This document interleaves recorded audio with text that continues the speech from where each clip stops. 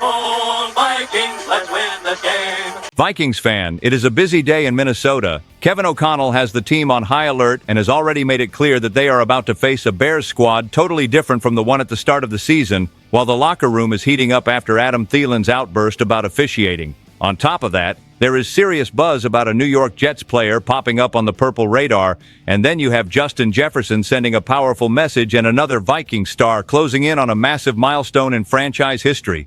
All of this is going to hit you hard, and honestly, that last story, that one really carries weight. Stay locked in until the end because there is something big coming. But before we dive into every detail of this breakdown, let me hit you with something quick. Make sure you subscribe to the channel. It is free, it does not cost you anything, and it really helps keep this purple fan-driven voice alive. Drop a like as well, because that is what pushes this video out to more Vikings fans across the world on YouTube. And jump into the comments, because this space belongs to all of us who feel the Vikings in our chest every single Sunday. Let me be straight with you. Whenever someone says we already beat the Bears this year, I almost choke. The team coming in on Sunday has nothing to do with that lost group from week 1, nothing. And that hits me because as an old member of the Purple Faithful, I have seen games flip just because we underestimated the wrong opponent. The current version of Chicago is much more polished than it looks, even with issues here and there. I literally caught myself saying out loud this morning, this is not the same team, Derek, it is not. Ben Johnson himself has spelled out how much they have evolved. He talked about trust, about chemistry, about players who have earned real confidence inside the system. You can see it instantly in their offensive line. I remember that first meeting clearly. Those guys barely knew each other, 3 new starters on the interior, 0 chemistry. We owned the line of scrimmage without breaking a sweat. It was almost weird watching Chicago have no control at all up front. They looked stuck in the running game, and even worse, whenever they tried to throw, we were breathing easy on every snap. 2 months later, now it feels like another universe. Their offensive line has been steamrolling defenses since the bye week, averaging more than 180 rushing yards per game. They have only allowed 14 sacks over the first half of the season, and that is with Caleb Williams constantly Houdiniing his way out of pressure. I watched some of those plays and had that pure fan reaction. No way, this kid is slipping away from 3 guys again. And speaking of Williams, he looks so much better now. In the opener against us, he seemed almost blind to what was happening downfield once the opening script ran out. That is normal when you are installing a new offense. Now, he is reading defenses like a veteran on a lot of snaps. Their offense has taken off. 3rd in yards per game, 6th in points per game, 1st in explosive plays. First, that gives any experienced fan that little pit in the stomach thinking about big plays raining down early. Do not give these guys room to breathe. And they are right. Their defense shows up differently too. Even with brutal injury luck, Jaylon Johnson, Kyler Gordon, and TJ Edwards are out again, which is cruel. Even so, before they collapsed in the 4th quarter against a debuting J.J. McCarthy, they played excellent football. The pass rush was biting, Dayo Odeyingbo was on fire. Then they disappeared for a few weeks and found new life once Austin Booker returned. And honestly, with our offensive line banged up, they should be able to dial up pressure again. Only here you get this kind of perspective from a Vikings fan who has watched the same movie for decades. On our side, the roster is basically the same. J.J. McCarthy is still feeling the speed of the National Football League. 4 games, wild swings, which is natural, but we have Kevin O'Connell, who always seems to pull a rabbit out of the hat. When he is in a groove, this offense becomes a real problem to defend. Still, to be honest with you, this Bears team is nowhere near an easy target. Not even close. Drop your thoughts in the comments if you agree, because the next story turns the temperature up even more. Let me tell you, when I heard Adam Thielen open up the way he did, I almost spilled my coffee. It is not every day that one of the most respected guys in the Vikings locker room sits down on power trip and calls referees fanboys. For him to say that, my friend, things have clearly gone too far. I felt this weird mix of laughter and irritation like, here we go again, more headaches with officiating. To always pick up the vibe quicker than everyone else were already messaging me, Derek, this is going to blow up. And it did. The spark that lit the fuse was that absurd blindside block penalty in the loss to the Ravens. If you saw it, you know. He did what every receiver does 1,000 times in a game, and the officials came up with a completely twisted interpretation of the rule. It makes the forehead itch for anyone who has followed the Vikings for decades. It feels like there is always a whistle showing up at the worst possible time. And to be honest with you, Thielen reacted in the most human way possible. Frustrated, fed up, transparent. The kind of vent that only a veteran with real clout can deliver. And in that interview, he did not stop at just complaining. He went further. He said the National Football League needs full-time officials, that this thing where refs work as engineers, lawyers, or CEOs from Monday through Friday and then turn into the ultimate authority in the most physical sport in the world on the weekend does not make sense. And look, only here you get this kind of Vikings fan read, but I thought it was bold and spot on. He dropped that line that is already iconic. Some of these guys are fanboys. A straight shot, no curve, no sugarcoating. I could almost hear a collective "finally" from the fan base, because someone said out loud what we have been grumbling about every week, and this is not just a barstool debate. The league itself admits it could hire full-time officials. Imagine that. Daily training, constant preparation, deep film study, not just whatever you can cram into spare time, but it never happens. The league clutches its money. Officials are afraid to give up stable day jobs. So we end up with this weird limbo that affects big games every season, and of course our Vikings are right there, suffering in silence. Or not so silent anymore. Thielen also hit on something a lot of people ignore. How many lives are tied emotionally to these games? Players, coaches, families, fans. Everyone pouring energy into this. And one bad whistle can change the course of a week, a season, even a career. It is heavy. It is real. It should be enough to pressure the league into fixing it, but every year the conversation fades after a couple of weeks. To be honest with you, I'm with Thielen on this. Full-time officiating should have been in place a long time ago. Now that he has pulled back the curtain, we can really see how big the problem is. Drop a comment if you agree, because the next story hits right at the heart of the Vikings nation and cranks the discussion up even more. Hold up. When I saw that rumor about Justin Fields as a possible target for the Vikings, I literally leaned back in my chair. Seriously, it was one of those, wait, let me read that again moments, because as weird as it sounds at first, when you slow down and look closely, it makes a lot of sense. And I am warning you now. Defend the North is going to explode if this ever becomes a real topic inside the building. I even let out a nervous little laugh by myself. Classic battle-tested fan reaction. The New York Jets are falling apart at 2-8. Everything points to a full reset, and Fields has become this awkward fit in an offense that does not fully trust his arm. Worse, they are using him like an emergency running option, as if that is all he can do. But this is the same coaching staff that went wild when he saved a game throwing the ball. It is the exact kind of chaos a fan recognizes instantly. A team that has no idea what it really wants from its quarterback. And right there, of course, the Vikings emerge as a potential landing spot.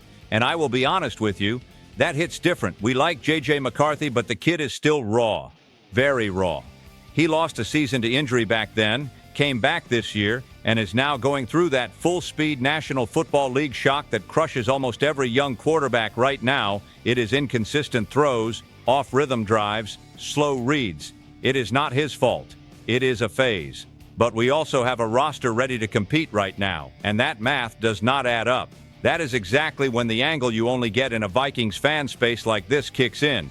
Kevin O'Connell has already proven he can resurrect a quarterback. What he did with Sam Darnold was almost movie-worthy. The guy was left for dead, no one believed in him, and suddenly he looked like a different player. O'Connell knows how to create comfort, rhythm, easy throws that build confidence. And Fields has real talent. No one denies that, not even the skeptics. When he is actually allowed to throw, the numbers show up. More than 63% completions, over 1,100 passing yards, only one interception. He takes care of the ball. And when he runs, he stretches defenses in a way we have been begging to see in Minnesota for years. We keep complaining that this offense needs more mobility to extend plays, escape pressure, improvise. Fields brings all of that in one package. And yes, I know, it sounds wild, but a bold Vikings team is an alive Vikings team. Better to have a quarterback with a high ceiling than sit around waiting for a miracle. And there is his side of it too. Last year of his deal, a perfect setup to repeat the Darnold arc. Come in, play free, ball out, and hit the market in 2027 with a completely different resume. For us, it would be a short-term patch with real upside. For him, it would be a rebirth. To be honest with you, I have no idea if it will happen, but that it makes sense. Oh, it absolutely does. And if the front office pulls that trigger, the shockwave in the locker room will be massive. Drop your thoughts in the comments, because the next story hits hard, straight into the fan base's emotions and the soul of this team. Man, the moment I saw Justin Jefferson post that he needs to get back to year 3 Jets, I froze for a couple of seconds. Not out of shock, but with that feeling of, yeah, this came from deep inside. JJ is not about drama, not about cryptic messages, not about throwing anyone under the bus. When he speaks up, it is because something really grabbed his heart, I will admit, I even whispered to myself, okay, the honest mode is back. The entire Vikings nation felt it, especially because we all know exactly what Year 3 Jets means. Peak form, the monster, the guy nobody could cover. And when he broke it down at the press conference, it became even clearer. He is missing that season where he absolutely wrecked the league with 128 receptions, almost 1,800 receiving yards, and 9 touchdowns. That stretch where every target looked like a highlight waiting to happen. He talked about missing that feeling of stepping on the field with absolute confidence, that urge to run through whoever lines up in front of him, and honestly, that is easy to understand. That 2022 season was different. We rode that wave in a special way. I even got those nostalgic chills down my arm when he brought it up. But the hardest hitting part was not the technical side. It was him admitting that life hits you, that sometimes your mind drifts, that your focus is not always as clean as it seems from the outside. That got me. It is rare to see a superstar drop the shield like that. He talked about growing up, about now being one of the faces of the league, about carrying a heavier load. And that is real. He is not that 23-year-old kid flying around without thinking anymore. The pressure and expectations ramp up. There is way too much weight on one player. On the field, things have changed too. Jefferson is not seeing those one-on-one looks he used to destroy. Now it is constant double teams, shaded coverages, defenses built specifically to slow him down that steals a bit of the fun, as he admitted. It did not take away his love for football, but it peeled off a slice of the joy. Just a slice, but you can feel it. Even from a distance, you could tell he was carrying something heavier. Then J.J. McCarthy enters the equation. He is still learning, still developing, still getting smacked by the speed of the National Football League, missed throws, late reads, that normal young quarterback anxiety. Jefferson did not throw him under the bus. Quite the opposite. He poured confidence into the kid. He repeated that this is a long road, that building a connection takes time, that even Kirk Cousins and Sam Darnold needed time to figure out how to play with a wide receiver who draws that much defensive attention, and that actually gave me some relief. We need that partnership to click. To be honest with you, Jefferson's outpouring was not weakness. It was a warning light. He wants to flip the switch back to savage mode. He wants to carry this team again. He wants to feel that fire inside. Drop a comment if you agree, because the next one, the last one, is the kind of story that reaches into the soul, the history, and the legacy of this franchise. When I woke up and saw the official announcement, I honestly felt a lump in my throat. Harrison Smith is about to play his 200th game for the Vikings 200. Do you realize what that means? I grew up watching this team, got old cheering for this team, celebrated, suffered, even broke a remote or two. But some players make you stop, take a breath, and say, this one is different. Harry is exactly that, a wall with a purple soul. I even muttered to myself, man, what an honor to watch this guy play here for so long. 14 seasons. 14. And it is not just about showing up, it is about constant impact. He missed only 2 games this year for personal reasons, and now comes back to hit a mark that only a tiny group of players in purple have ever reached. He joins a list that includes Jim Marshall, Mick Tingelhoff, Fred Cox, Carl Eller, and Scott Studwell. Only heavy legends, only names that shaped the identity of the Minnesota Vikings. There is no denying it. Smith belongs in that tier. If there were a hall of consistency, he would be the first inductee. And here is what really gets me emotional. This might be his last season. His contract is up next year, the body takes a beating, the league is ruthless. When that sinks in, every game takes on a different meaning. Every tackle, every blitz, every disguised coverage becomes a little memory to stash away. To be honest with you, I am already in that blend of celebration and preemptive sadness. Players like this do not come around often. The numbers speak loudly. 37 interceptions, the active leader in the National Football League. More than 1,100 tackles, more than 20 sacks, a stack of passes defensed, forced fumbles, recoveries. That is a Hall of Fame resume, and I know that process is complicated. No rings, a long line of candidates, voters who nitpick everything. But when I stack him up against names like John Lynch, Troy Polamalu, Ron Barber, Leroy Butler, Harrison fits right into the conversation. And it is not just me saying that. Brian Flores has backed that idea. Kevin O'Connell has practically declared his love for the guy. Inside the building, he is universally respected. On top of that, his leadership resume is just as strong as his stats. O'Connell said back in 2024 that Smith is one of his all-time favorite players to coach. He talked about his character, his example, his presence, his influence in the locker room. That matters. There are plenty of good players out there. Good players who are also human pillars are rare. Maybe the most symbolic thing is that even as he ages, Harry is still bringing real on-field impact.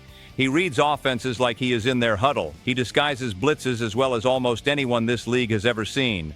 He meshes perfectly with Flores' system, playing with a level of instinct you simply cannot teach. And on Sunday, against Chicago, we are going to watch him run out of that tunnel in purple for the 200th time. I do not know about you, but I am stopping everything just to soak in that moment. Drop a comment if you agree, because now it is time to tie all of this together in our final take. It is funny. After taking all of this in, you end up with this mix of weight in your chest and pride at the same time. We have talked about a completely different Bears team, a veteran's explosive honesty, a quarterback rumor that could shake the franchise, Jefferson's fight to reignite his inner fire, and Harrison Smith carving his name even deeper into Vikings history right in front of our eyes. Looking at all of that together, I will say it. This team is in one of those stretches that shape a season, shape character, shape the future. The conversation keeps going. Jump into the comments because this space belongs to everyone who lives the Purple Faithful. Stay tuned. SKOL Vikings, let's go.